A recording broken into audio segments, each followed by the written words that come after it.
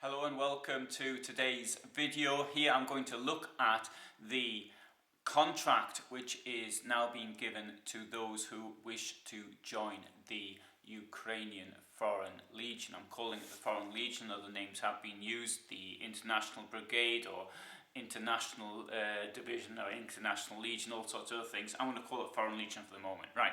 In front of me I've got the contract. I'm going to read it to you. The first thing I'd note is that this uses none of those words. So, contract of military service for foreign citizens in the armed forces of Ukraine in the positions of enlisted and non-commissioned officers. So, first page, you will have to sign your details, and you will not only have to give them your army experience. I presume that they'll want to see some documentation to back whatever you write in the contract up, if you've got it, of course. And you'll also have to give them your tax number. That's always very frightening. That has to be on the first page. And they'll want your place of residence, passport, anything to back your documents up with. Right, and they'll also you have to sign that you've got no criminal record. I think in a way this is very important. We'll also come back to that in one of the points. Okay, the recruit, having read and understood the laws and legal acts of Ukraine which regulate the order of military service, voluntarily undertakes to serve in the armed forces of Ukraine during the term of the contract on the entire territory of Ukraine or abroad in the manner prescribed by law, and in the case of a special period beyond the established term of the contract in accordance with the legislation of Ukraine. Now, a couple of points here, or one point above all, just say or abroad. That may mean that the war is taken from the territory of Ukraine and into the territory of the invaders, and it is a logical step to take that should Ukraine start to have the military advantage, then it's not going to stop its borders. It will stop when the other side gives up, and I think that is quite logical. I solemnly and unswervingly swear to comply with the Constitution of Ukraine and the laws of Ukraine, faithfully serve the Ukrainian people, honestly complying with the requirements of military statutes, orders, or my commanders, to cherish the military glory of the armed forces of Ukraine, the honor and dignity of servicemen of the armed forces of Ukraine, to know and conscientiously perform official duties in the positions she will hold during the term of the contract, as well as special duties determined by the statutes of the armed forces of Ukraine, to skillfully use the trusted equipment or weapons, skillfully manage subordinated personnel, constantly improve the level of military professional knowledge, improve her own learning skills, achieve positive results in combat and physical training, to know and strictly adhere to the norms of the international humanitarian law adopted by Ukraine. Now here they are saying that humanitarian law, we've seen some of the criminal acts, and I don't mean just the criminal acts done by the Russian higher echelons and the bombing of hospitals and this type of thing, but the criminal acts by people on the ground, the theft at gunpoint that we've seen, the thefts from looting, which have been now documented, bank robbery documented by security cameras. But so clearly the Ukrainians are thinking, well, we're going to show that we're not going to behave as the Russians are behaving, and if the war were taken to Russia, then I would hope that we would not see anything that the behaviour of the Russians in the theft against the civilian population by Ukrainians, if it comes to that, of course. Right, I need also to point out that I'm reading what it says here. That has not been written very well, but I realise that this was written in a bit of a hurry. Okay, the Ministry of Defence of Ukraine undertakes in accordance with the law to appropriate conditions for military service of the recruit, observance of his/her personal rights and freedoms and the rights of his/her family members, including the provision of benefits, guarantees and compensation established by the laws and other acts of Ukraine. I presume that means you will get paid exactly the same as what everybody else is getting paid, which is not likely to be very much. We'll find out how much it is, I think, within the next few days.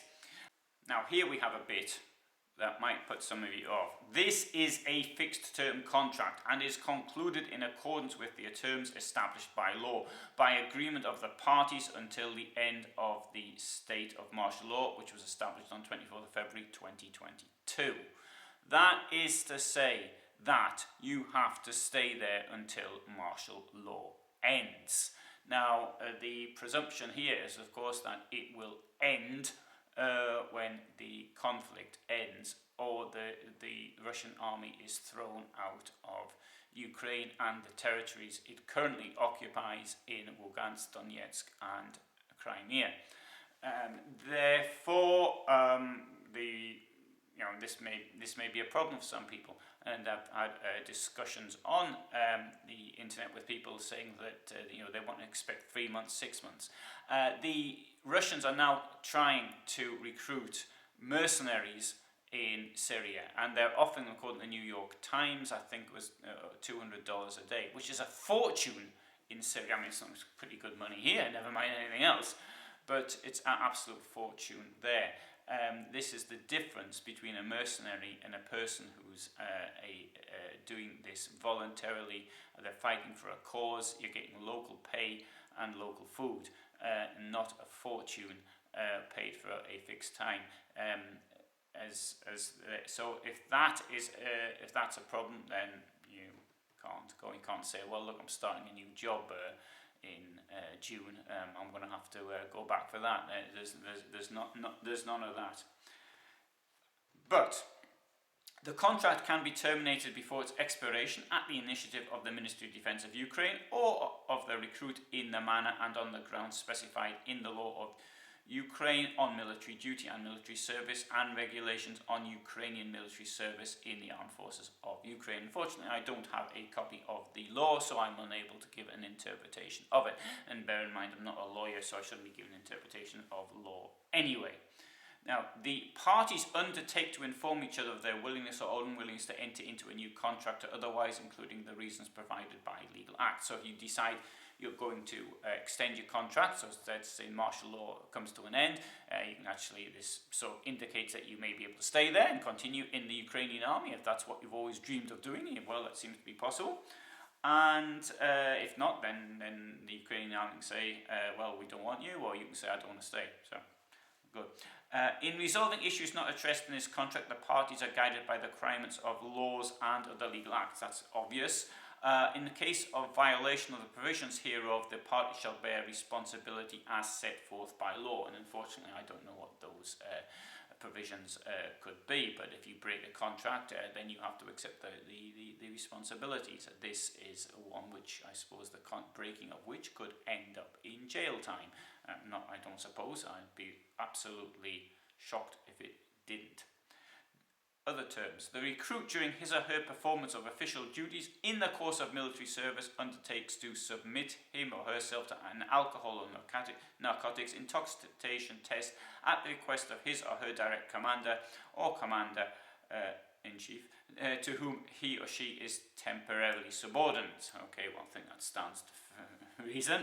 You have to be tested if you're taking alcohol. You don't want people hanging around with guns who are drunk. The terms of this contract may be amended or supplemented only by agreement of the parties in writing. So if you want to amend something to the contract, as somebody contacted me yesterday and said they didn't want to sign part of this contract, so well, you don't sign it, it's a contract, you negotiate back. The thing is this, who are you going to negotiate with? It's not like sort of a contract between you and me where I promise to do some work and you promise to pay me, then I can say, hang on, I don't want to do that much work. Then you can say, well, I'll tell you what, I'll give you a bit more money. Well, that's fair enough. That's how contracts work. This is with the Ukrainian Armed Forces. I don't think the Commander-in-Chief of the Ukrainian Armed Forces is going to want to sort of negotiate on your deal. So it's that, really, effectively, it's this or nothing. as far as you're concerned. Anyway, so, but always any contract, don't like it, don't sign it. Right, next page has right, you've got the signature here, so and it says the terms of the contract may be amended, and again, and then you sort of sign it there.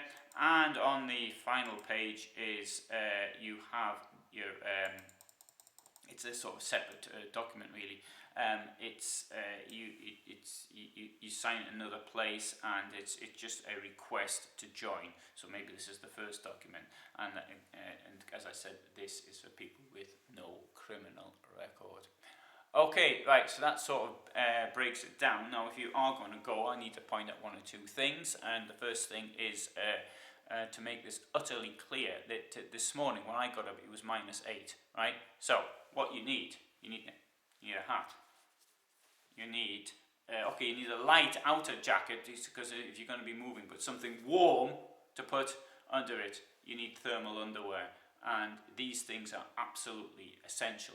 Also, I think you ought to bring with you emergency rations. You can pick them up in Poland. You can just, in fact, you can go to any shop and get things which high dense nutritional value foods, and to take them with you.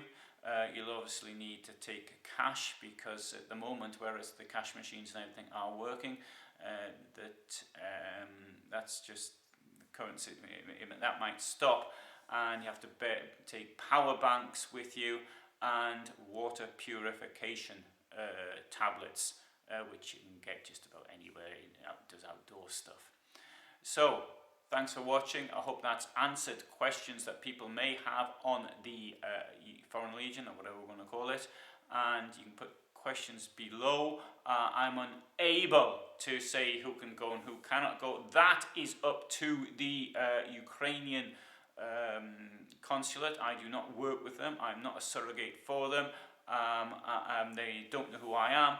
So if you anything like that, before leaving, you must go to the Ukrainian embassy or consulate and say, there are people turning up here. I don't recommend that you do it, but they are doing it, and in that case, well, then you'll get accepted or not at the border. Your risk, you find out. It's easier and cheaper to go to the Ukrainian consulate.